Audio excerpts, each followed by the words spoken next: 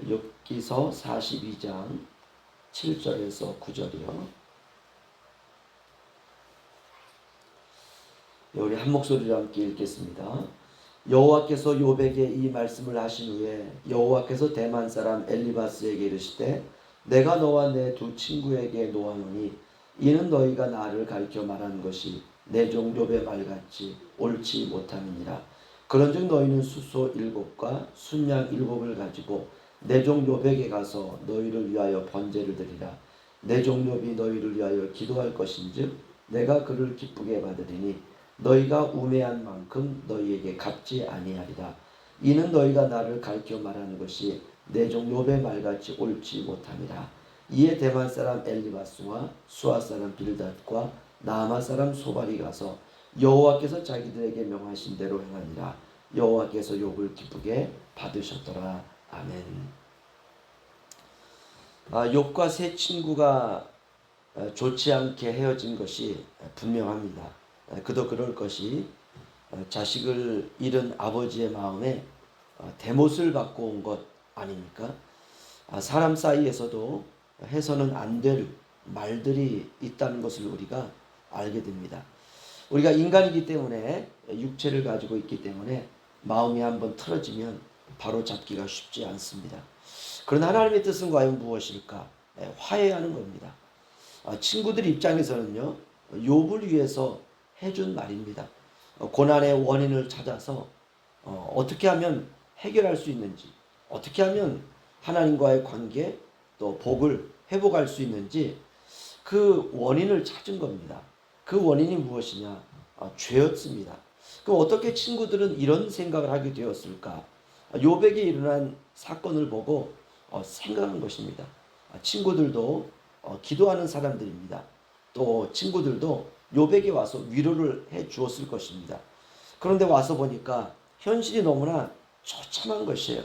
이런 현실의 문제는 어떻게 시작되었을까? 곰곰이 생각해도 그 원인을 찾을 수가 없는 것입니다. 그래서 찾고 찾은 것이 이것은 분명 욥이 죄를 짓지 않으면 일어날 수 없는 일이고 또 자녀들이 죄를 짓지 않았으면 이런 일이 일어날 수 없는 것입니다. 그래서 욥이 죄를 짓고 회개를 하지 않았든지 자녀들이 죄를 짓고 회개를 하지 않았든지 그래서 욥 당신이 죄를 지었고 당신의 자녀들이 죄를 지어서 나타난 문제입니다. 이걸 우리가 인과율적이다 이렇게 말씀을 드렸습니다. 대부분 사람들이 그렇게 생각을 합니다. 이런 심각한 문제들 앞에서는 이건 원인이 죄다라고 생각하는 것이에요.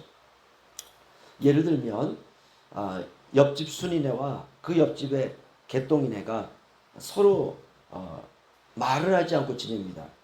그럴 때 우리가 생각하는 것은 이런 생각입니다. 아마 두 집이 싸웠을 거라고 생각합니다. 이것을 우리가 인과율이라고 그래요. 원인을 세상에서 찾는 것이에요. 그러나 사실은 싸운 것이 아니라 두 집의 부모님이 최근에 아픈 겁니다. 그래서 그 일 때문에 서로 자기 일만 보다 보니까 서로 만날 기회도 없고 또 서로 관계도 좀 소원해졌고 그런데 만약 이런 상황에서 어떤 사람이 이 집 저 집을 좀 화해시키기 위해서 찾아다니면서 여러 가지 많은 얘기를 하는 것이에요. 그 말들은 모두가 다 틀린 말이죠. 친구들은 아무튼 욥에게 자신들의 신앙적인 관점을 가지고 영적이라고 하는 말들까지 다 했던 것입니다. 그런데 이 모든 말들이 욥에게는 가시였습니다. 아팠습니다. 고통스러운 것이죠. 그러니까 헤어질 때에는 서로 마음 안에 이제 너와 우리는 끝이다. 더 이상 보고 살지 말자라고 하는 상한 마음을 가지고 헤어졌을 것이 분명합니다. 대부분 그렇지 않습니까? 욥도 상처를 받았고 새 친구들도 상처를 받았습니다. 그리고 이제 시간이 많이 흘러갔어요. 욥도 이제 자신의 현실을 이제 받아들이기로 했겠죠.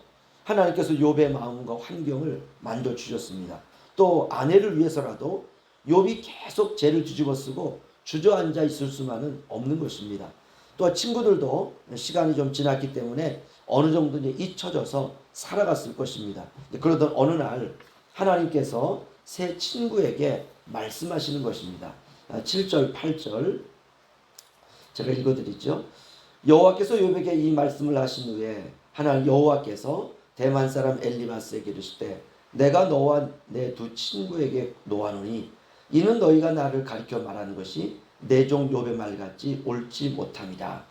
그런즉 너희는 숫소 7과 순양 7을 가지고 내 종 욥에게 가서 너희를 위하여 번제를 드리라. 내 종 욥이 너희를 위하여 기도할 것인즉 내가 그를 기쁘게 받으리니 너희가 우매한 만큼 너희에게 갚지 아니하리라. 이는 너희가 나를 가리켜 말하는 것이 내 종 욥의 말 같지 옳지 못함이라. 아멘. 하나님께서 세 친구에게 나타나셔서 말씀해 주시는 것입니다. 너희가 욥에 대하여 조언한 것이 옳지 않다. 친구들도 속이 상했을 거는 분명합니다. 왜냐하면 욥에게 당신의 문제가 무엇이다 라고 신앙적으로 조언을 했으면 우리가 이제 인사치레라도 고맙다, 내가 그거 몰랐다 이렇게 하면 되는데 욥이 그렇게 하지 않았거든요. 끝까지 자신은 옳다라고 이제 주장을 했던 것 아닙니까? 아무튼 이제 서로가 헤어질 때는 아주 기분 나쁘게 딱 헤어진 것입니다. 하나님이 이제 이 문제를 어떻게 해결해야 되는지 일단 대만 사람 엘리바스에게 가장 연장자인 것 같습니다. 그에게 나타나서 너희들이 옳지 않았다라고 지적해 줍니다. 그러면서 숫소 7마리와 순양 7마리를 가지고 욥에게 가서 너희 셋을 위하여 번제로 너희가 제사를 드리라. 여기서 번제라고 하는 것은 불에 태워 드리는 속죄 제사입니다. 그러면 욥이 너희 세 친구를 위해서 기도할 것이다 라고 말했어요. 이 말은 욥이 제사장의 직분을 가지고 있었다라고 우리가 유추할 수 있습니다.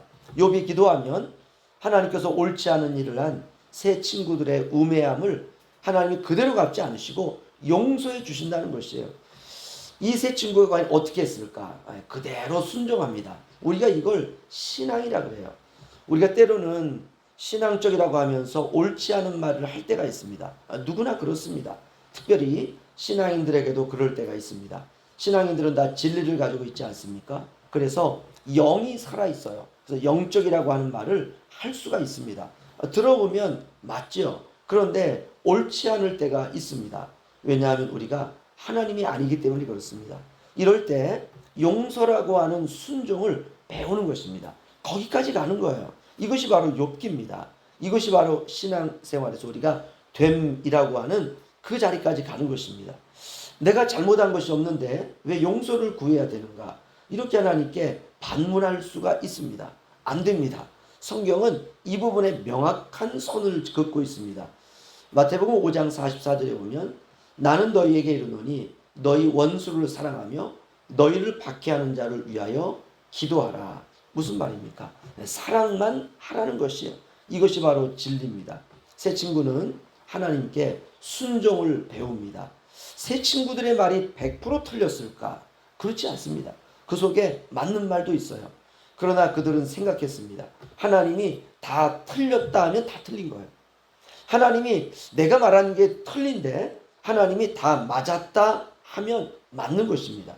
신앙생활은 그거 배우는 것입니다. 우리가 그렇게 한 세상 살다가 하나님 앞에 가는 것입니다. 서로 화해한 세 친구와 욥이 그리운 시대입니다. 맺힌 한을 풀지 않고 우리가 주님 나라에 가면 안 됩니다. 세 친구와 욥을 화해시키는 그 하나님, 우리가 그 하나님을 꼭 기억해야 되는 것입니다. 오늘 엘리바스와 두 명의 친구, 욥의 세 친구는 하나님 앞에서 순종을 배운 것입니다.